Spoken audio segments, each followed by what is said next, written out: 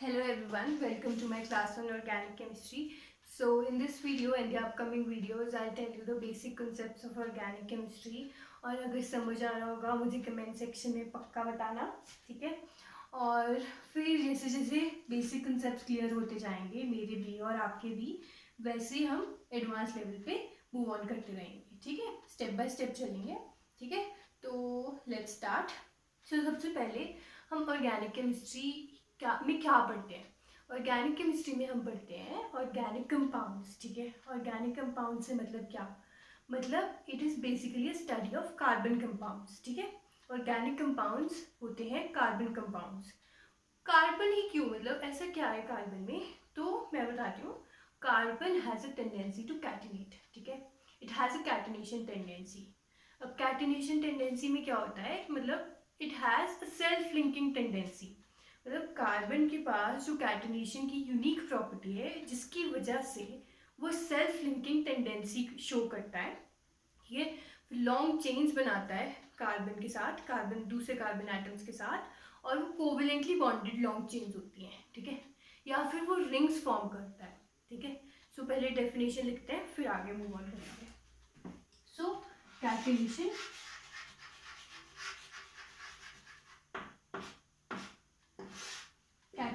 it is a self-linking tendency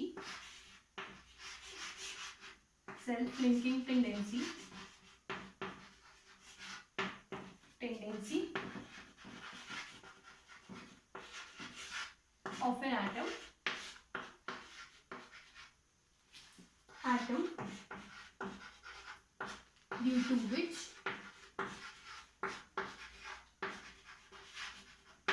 it forms long chains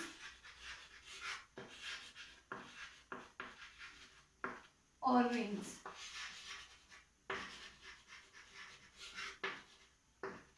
So तुम्हें ऐसे करके दिखेगा कुछ C bonded C, ठीक है, सिंगल बॉन्डेड C, ऐसे से करके लॉन्ग चेन्स, ठीक है। तो ये जो कार्बन के बीच में एक डैश है, dash is made up of 2 electrons, ठीक है। This bond is made up of 2 electrons, ठीक है। कोवेलेंट बॉन्ड में क्या होता है, कोवेलेंट बॉन्ड में शेयरिंग होती है, इलेक्ट्रॉन्स की शेयरिंग होती है। कोवेलेंट बॉन्ड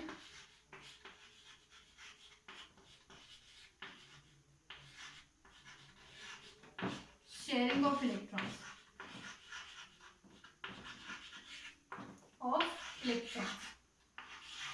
ठीक है, शेयरिंग ऑफ इलेक्ट्रॉन्स।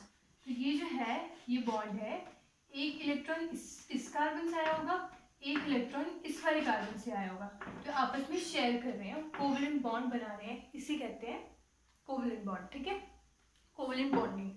तो ऐसे से करके लॉन्ग चेन्स तो बना रहे हैं ना, ये रिंग्स भी बनाता है ऐसे करके, 6 membered rings, 5 membered rings, 4 membered rings, ऐसे से करके, ठीक है।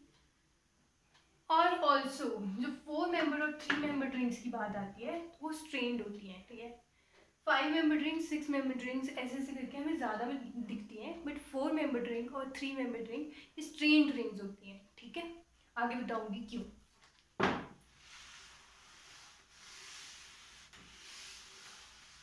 और चलो ये हो गया एक और चीज़। अब ऑर्गेनिक कंपाउंड्स तो बन रहे हैं तो ठीक है, तो कुछ साइंटिस्ट, कुछ केमिस्ट आए, उन्होंने कहा कि जो ऑर्गेनिक कंपाउंड्स बन रहे हैं इसके लिए एक वाइटल फोर्स रिस्पॉन्सिबल है, ठीक है। तो बर्जेलियस करके जो साइंटिस्ट था उसने वाइटल फोर्स थ्योरी दी और उसने कहा कि ऑर्गेनिक कंपाउंड्स के फॉर्मेशन के लिए वाइटल फोर्स रिस्पॉन्सिबल है, ठीक है। तो ये लिख लो, Berzelius give the concept of vital force, Berzelius give the vital force theory,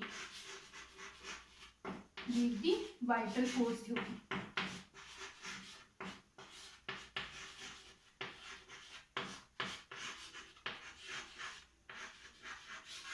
ठीक है, बर्जेलियस ने वाइटल फोर्स थ्योरी दी, पर उसके बाद एक साइंटिस्ट आया एफ वोल्टर,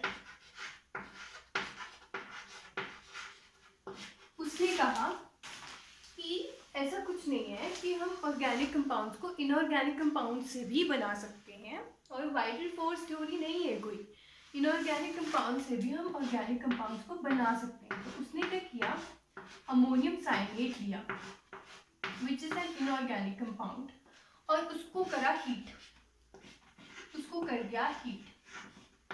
अब केमिस्ट्री में जब भी हम इक्वेशन लिखते हैं तो हीट का हम साइन लिखते हैं डेल्टा, ये वाला, ठीक है, ये साइन होता है हीट का और केमिस्ट्री में, ठीक है।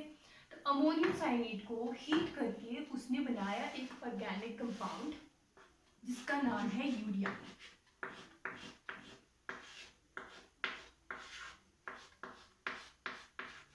और ये है फॉर्मूला यूरिया का, ठीक है, ऑर्गेनिक कंपाउंड बनाया, ठीक है। तो फर्दर और साइंटिस्ट आए, उन्होंने भी लैब में इनऑर्गेनिक कंपाउंड्स के थ्रू ऑर्गेनिक कंपाउंड्स बना दिए, ठीक है। तो ये थ्योरी डिस्कार्ड होती है। फिर आगे चलते हैं, अब हम पढ़ते हैं, मैंने आपको एक चीज बताई अमोनियम, ठीक है, आपने पढ़ा होगा NH3, तो ये है अमोनिया, ठीक है, दिस इज अमोनिया, याद करो, दिस इज अमोनिया। अब इसमें से एक हाइड्रोजन, अगर हम सपोज ऐसे करके अमोनिया लिखें, इसमें से हम एक प्रोटॉन निकाल दें, देखो इलेक्ट्रॉन्स नाइट्रोजन की तरफ को शिफ्ट होंगे, क्यों, क्योंकि फ्लोरीन, ऑक्सीजन, नाइट्रोजन, ये तो बहुत इलेक्ट्रोनेगेटिव आइटम्स हैं, ठीक है। तो ये जब भी शेयर्ड पेयर ऑफ इलेक्ट्रॉन्स होते हैं तो वो इलेक्ट्रोनेगेटिव एटम्स की तरफ अट्रैक्ट होते हैं, क्यों, क्योंकि जो इलेक्ट्रॉन नेगेटिव एटम्स हैं ये इलेक्ट्रॉन विड्रॉइंग होते हैं नेचर में, these are electron withdrawing in nature, ठीक है, तो अपनी तरफ इलेक्ट्रॉन को पुल करते हैं, ठीक है। ऑल्सो जब हम आगे पढ़ेंगे CH बॉन्ड्स, ठीक है, उसमें भी इलेक्ट्रोनेगेटिविटी हाइड्रोजन की कंपैरेटिवली कार्बन के कम होती है, ठीक है, it is around 2.1 and this is around 2.5, सो 19-20 का फर्क है, बट फिर भी कार्बन ज्यादा इलेक्ट्रोनेगेटिव है, ठीक है, पर इनको हम कोवेलेंट बॉन्ड मानते हैं, शेयरिंग ऑफ इलेक्ट्रॉन्स होती है, ठीक है। तो बॉन्ड ऐसे टूट सकता है कि नहीं, और ये प्रोटॉन फ्री हो सकता है, ठीक है, ये प्रोटॉन फ्री होगा तो जो NH3 है वो NH2 में चेंज हो जाएगा। ऑल्सो अब ये शेयर पेयर ऑफ इलेक्ट्रॉन्स दोनों ही इसकी तरफ आ गए हैं, देखो यहाँ पे जो एरो हेड है ना, ये देखो, ये जो है NH2 और H, ये अगर ऐसे हो तो दोनों ये जो शेयर पेयर ऑफ इलेक्ट्रॉन्स है ये उस एटम की तरफ चले जाते हैं जहाँ पे ये एरो हेड जाता है, ठीक है। तो यहाँ पे आ जाता है नेगेटिव चार्ज, ठीक है। अब क्या है, अगर कोई सपोज मैं H2 ले लूं,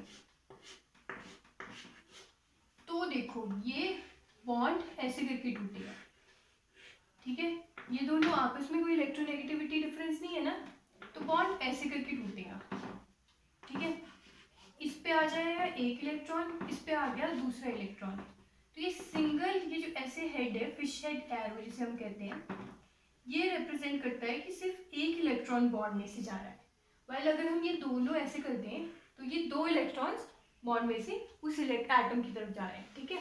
ये आगे हम पढ़ेंगे डिटेल में, ठीक है, इसी चैप्टर में पढ़ेंगे, ठीक है।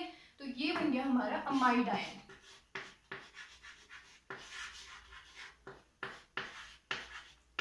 अमाइड आयन बन गया, ठीक है। अब ना अमोनिया है, उसके पास लोन पेयर भी होते हैं, तो क्या होता है, ये H पॉजिटिव को ले लेता है, ऐसे करके ले लेता है, ठीक है, और बन जाता है अमोनियम आयन, सीधे कर देते हैं अमोनियम आयन, ठीक है। और अब इस पे आ जाएगा पॉजिटिव चार्ज, क्योंकि ये हो गया है,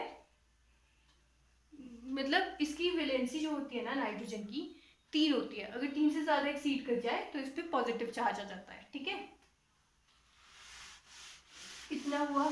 तो ये हमने लिख दिया अमोनियम आयन। ठीक है, ammonium ion.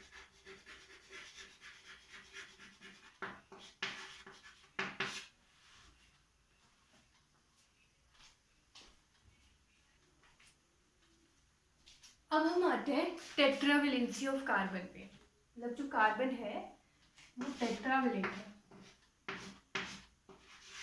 Carbon is a tetravalent atom.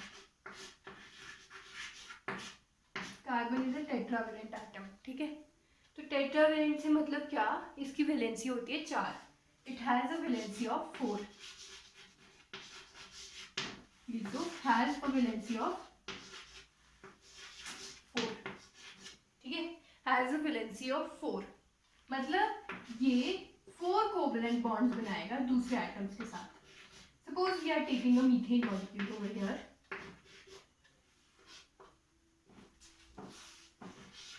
ये हमने ले लिया मीथेन मॉलिक्यूल।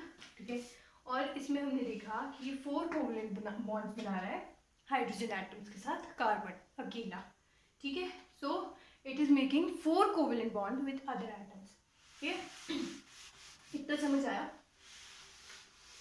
अब हम जाएंगे कंसेप्ट ऑफ हाइब्रिडाइजेशन पे, which is also important. Hybridization.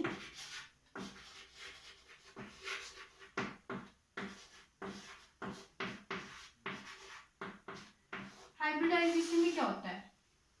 Hybridization में एक बात है जो है, it is mixing of atomic orbitals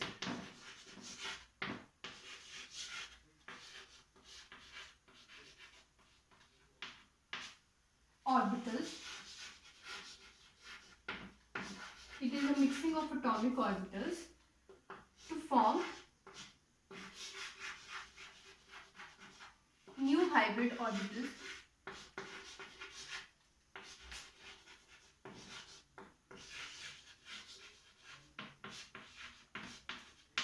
of similar shape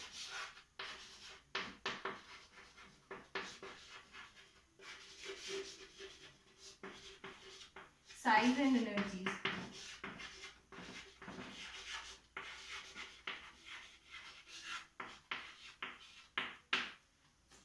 मैंने ये कंसेप्ट क्यों बताया यहाँ पर, क्योंकि जब हम मीथेन मॉलिक्यूल देख रहे थे तो हम बोल रहे थे कार्बन 4 बॉन्ड्स बना रहा है हाइड्रोजन एटम के साथ, है ना।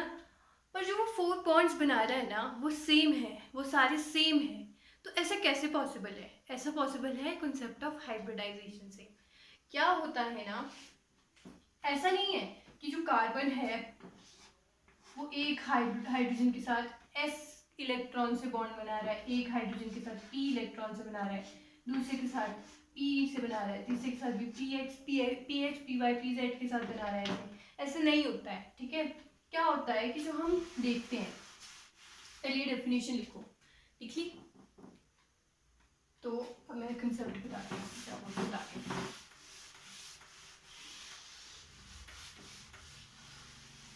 देखो, जो ग्राउंड स्टेट इलेक्ट्रॉनिक कन्फिग्रेशन है कार्बन की वो होती है 1s2 2s2 2p2। ठीक है, 1s2 2s2 2p2 1s 2s 2p। ठीक है, ये होती है। एक्साइटेड स्टेट में क्या हो जाएगी? एक्साइटेड स्टेट में हो जाएगी 1s2 2s1 2p3। ऐसा कैसे हुआ? ये जो इलेक्ट्रॉन है ये यहाँ शिफ्ट कर गया। ठीक है, यहाँ शिफ्ट कर गया। अब ये एक इलेक्ट्रॉन यहाँ से खाली है और 3 इलेक्ट्रॉन यहाँ से खाली है, मतलब ये सारे हाफ फिल्ड है। अब ये जो s ऑर्बिटल है और ये p ऑर्बिटल है ये पार्ट लेंगे हाइब्रिडाइजेशन में,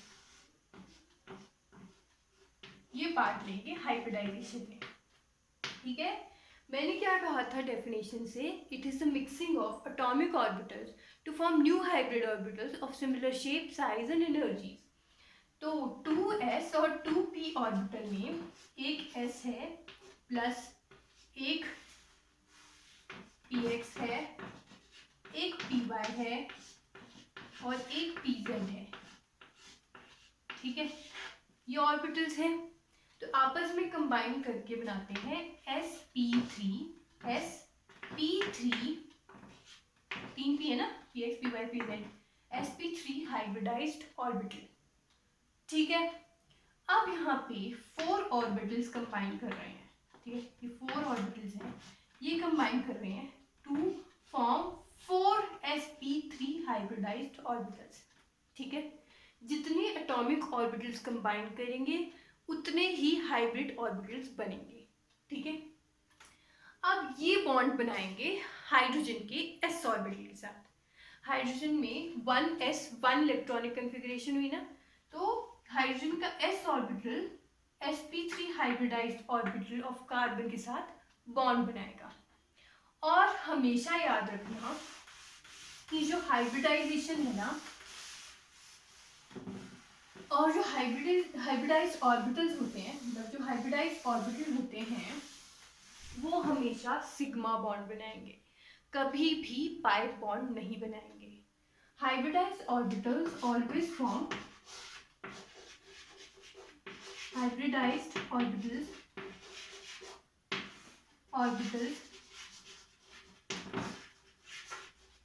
always form sigma bonds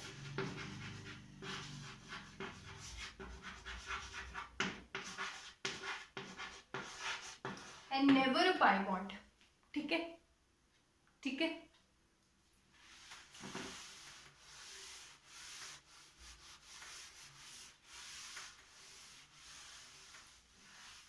ठीक है। तो मैंने बोला hybridised orbital always form sigma bond and never a pi bond. अब हम अनहाइब्रिडाइज्ड p ऑर्बिटल्स की बात करते हैं, ओरिएंटेशन की। सपोज हमारे पास अनहाइब्रिडाइज्ड p ऑर्बिटल्स बने हैं, तो पता कैसे होंगे, जैसे हम XYZ कोऑर्डिनेट बनाएंगे ना, हमने बनाया XYZ कोऑर्डिनेट, तो हमने बोला px की ओरिएंटेशन ऐसे है, x, ठीक है, py की हो जाएगी ऐसे, ठीक है, ये हो गया x, ये हो गया y, ये हो गया z, तो pz अपना ऐसे हो जाएगा। ठीक है, ये ऐसे होते हैं, दीज आर आपस में mutually perpendicular to each other. ठीक है, ये जो px py pz है, जब वो अनहाइब्रिडाइज होते हैं, दे आर आपस में mutually perpendicular to each other. ये कंसेप्ट हमें एल्कीन्स में काम आएगा। ठीक है, वो हाइब्रिडाइजेशन मैं नेक्स्ट क्लास में डिस्कस करूँगी। ठीक है, थैंक यू।